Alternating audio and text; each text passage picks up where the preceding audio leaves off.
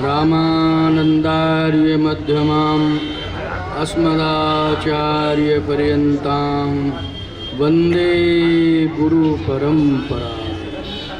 श्रीराम जय जय राम।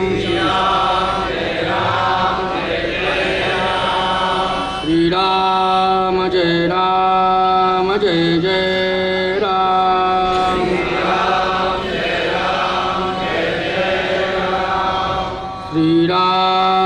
श्रीराम जय जय राम। श्रीराम जय जय राम।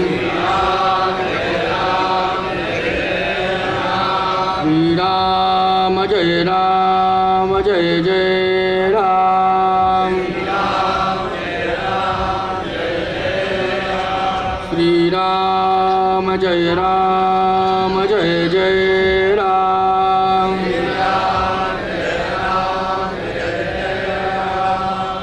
श्रीमदाद्य रामानंदाचार्य भगवान की।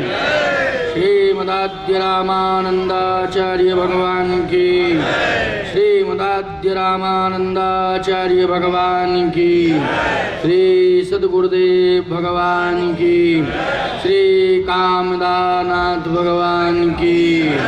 संत वैष्णव भगवान की। भक्त और भगवान की। आचार्य जयंती महोत्सव की।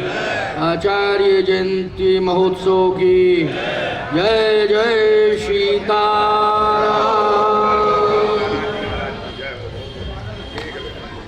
श्रीमदाद्य रामानंदाचार्य भगवान के जन्म जयंती महोत्सव में हम सब श्री चित्रकूट धाम के संत महात्मा, सभी अखाड़े, विरक्त नागा साधु संत सभी उपस्थित हैं।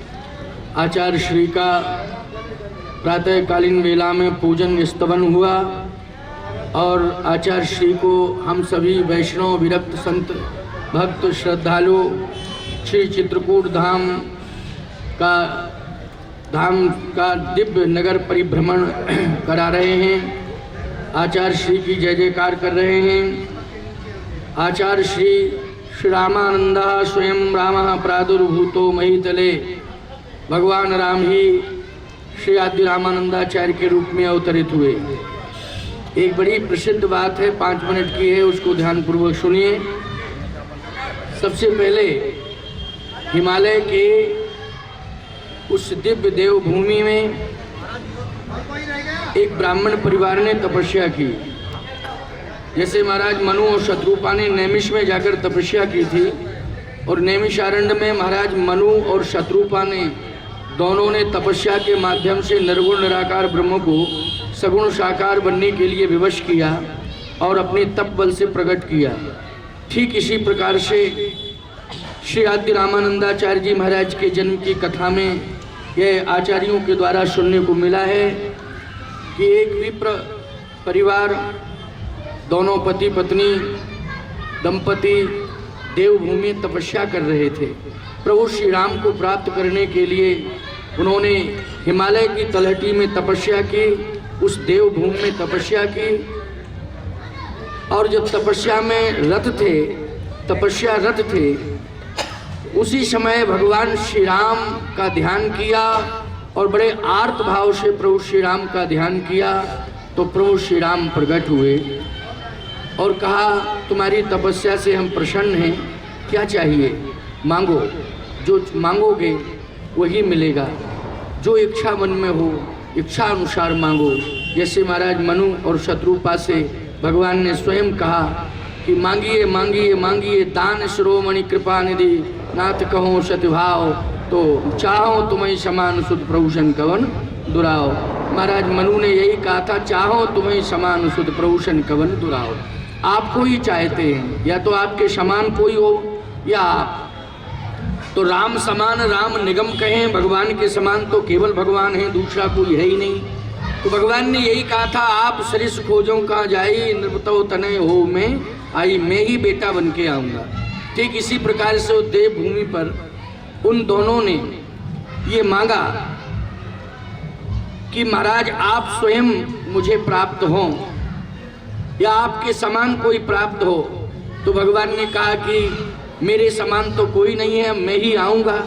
और आपके मन में ये इच्छा है कि आप जैसा पुत्र हो तो मैं ही पुत्र बन के आऊँगा, लेकिन अभी इंतजार करना पड़ेगा। इसके लिए आपको प्रयाग की भूमि पर जन्म लेना पड़ेगा। कहाँ जन्म लेना पड़ेगा? श्री प्रयागराज की भूमि पर आपको जन्म लेना पड़ेगा। जैसे महाराज मनु शत्रुपा से कहा कि आपको अयोध्या की भूमि पर जन्म लेना पड़ेगा, तो ते दशरथ कौशल्या रूपा कौशलपुरी प्रगट नर भूपा, और तिनके ग्रह अवतरी हो जाई रघुकुल तिलक सुचारो भाई। ठीक इसी प्रकार से भगवान ने वचन दिया उस देवभूमि में, हिमालय के उस दिव्य धाम में ये वचन दिया कि आपको प्रयाग की भूमि पर अवतरित होना पड़ेगा। तो याद रखना, वही विप्र देवता सपत्नीक श्री पुण्य सदन नाम के महाभाग हुए, और माता श्री सुशीला जी जो आदि रामानंदाचार्य भगवान ने, स्वयं भगवान श्री राम ने श्री रामानंदाचार्य बन करके उनको स्वीकार किया माता पिता के रूप में। और जब माता पिता के रूप में उन्हें स्वीकार किया तो प्रयाग की पावन भूमि पर आप सब आज की तिथि के अनुसार, आज माघ कृष्ण पक्ष सप्तमी, क्यों भाई सप्तमी है ना, हाँ, प्रयागराज में तो बहुत ही दिव्य आनंद आ रहा है। हमने दूरभाष पर बात की थी, तो वहाँ भी आदि जगत गुरु आचार्य श्री का बहुत विशाल जुलूस और आचार्य श्री का सम्मान हमारे सभी साधु संतों के द्वारा हो रहा है। खास तौर से वैष्णव विरक्त मंडल के द्वारा, वैष्णव अखाड़ों के द्वारा, वैष्णव विरक्त नागाओं के द्वारा बहुत ही सुंदर आचार्य श्री का दिव्य सम्मान, और वहाँ पूरे खाक चौक में परिभ्रमण, और यहाँ चित्रकूट धाम में आप सबके नेतृत्व में, साधु संतों के नेतृत्व में आचार्य श्री का सुंदर नगर भ्रमण। आचार्य श्री ने सर्वे प्रपत्तेर अधिकारणो मता शक्ता सक्ता पदयोर जगत प्रभु, इसका मतलब क्या है? सर्वे प्रपत्तेर अधिकारणो मता, प्रपत्ति का अधिकार सबको है। प्रपत्ति की वेदी पर कोई भी आए मैं उसे स्वीकार कर सकता हूँ, चाहे शक्तिहीन हो चाहे शक्तिवान हो। मेरी शरण में जो भी आएगा मैं उसे स्वीकार करूँगा, कोई भी हो, जात पात पूछे नहीं कोई, हरि को भजे सो हरि का होई। आचार्य श्री की परंपरा तो सबसे बड़ी विशेषता तो ये आचार्य श्री की, जैसे कबीरदास जी महाराज हुए, इसी परंपरा में श्री नरहरिदास जी महाराज हुए, अनंतानंदाचार्य जी महाराज हुए, बालानंदाचार्य जी महाराज हुए, और गालवानंदाचार्य जी महाराज हुए, आदि आदि आचार्य रैदास जी हुए, कबीरदास जी महाराज हुए, सैनाचार्य जी हुए, आदि आदि सभी द्वादश जो आदि जगत गुरु रामानंदाचार्य भगवान के शिष्य हुए हैं, उन्होंने इसी भाव से प्रभावित होकर आचार्य श्री की शरण स्वीकार की कि सर्वे प्रपत्तेर अधिकारणो मता सक्ता सक्ता पदयोर जगत प्रभु। चाहे कोई शक्तिवान हो चाहे शक्तिहीन हो, चाहे उच्च कुल में पैदा हुआ हो चाहे निम्न कुल में पैदा हुआ हो, जो मेरी शरण में आएगा मैं उसे अवश्य स्वीकार करूंगा और उसे शरणागति की वेदी पर बैठने का अधिकार दूंगा। ये आचार्य श्री ने घोषणा की थी। तो आज हम सब उन्हीं आचार्य श्री के श्री चरणार बिंदों में बैठकर और उनसे ही ये मंत्र लेकर, उनका ही तिलक स्वरूप आदि आदि ये हमारा जो स्वरूप है आचार्य श्री के द्वारा ही मुझे मिला है। उसी परंपरा में सीतानाथ, कौन सी परंपरा है? सीतानाथ समारंभाम रामानंदार्य मध्यमाम अस्मदाचार्य पर्यंताम वंदे गुरु परंपराम। यही हमारी गुरु परंपरा है। आचार्य श्री के द्वारा ही हम सबको ये भेष मिला है, इसी परंपरा में हमें भेष मिला है, इसी परंपरा में हमने कंठी तिलक चंदन आदि आदि को स्वीकार किया है। और आज हमारा ये भेष सर्वपूज्य है।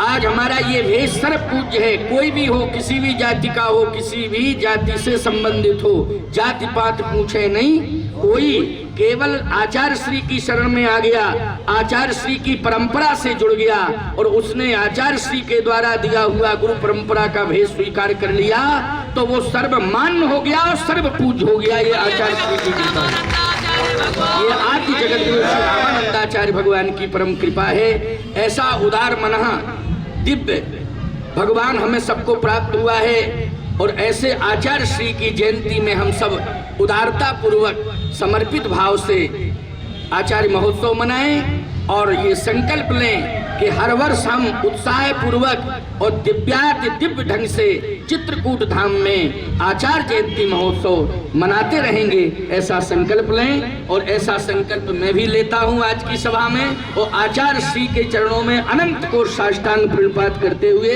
समस्त वैष्णवों को दंडवत करते हुए आचार्य श्री के चरणों में अपनी वाणी को विश्रामित करता हूं। बोलिए आदि जगत गुरु रामानंदाचार्य भगवान की। श्री